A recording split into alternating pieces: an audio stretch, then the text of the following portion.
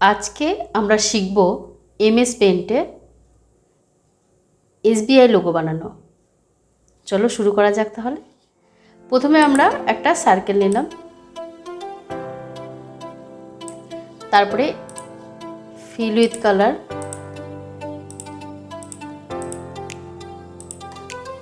তারপরে আমরা আর একটা সার্কেল নিব, হোয়াইট কালার দিয়ে আমরা একটা সার্কেল নিয়ে এর উপরে সাদা কালারে ফিল করব। তারপরে আমরা একটা রেক্টেঙ্গেল নেব, ক্লিক অ্যান্ড ড্র্যাগ,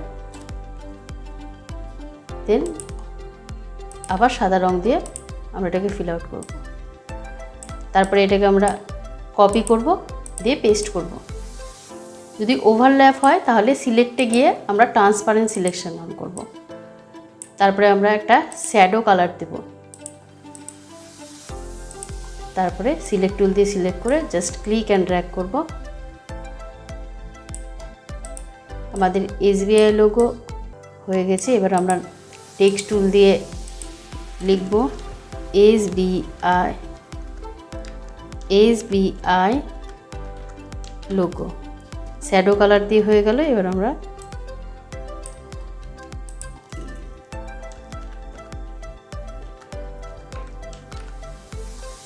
তারপরে আমরা সিলেক্ট টুল দিয়ে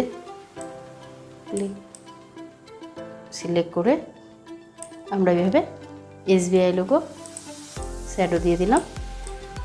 এবার আমরা সিলেক্ট টুল দিয়ে সিলেক্ট করব, তারপরে ক্রপ করব। আমাদের এসবিআই লোগো রেডি।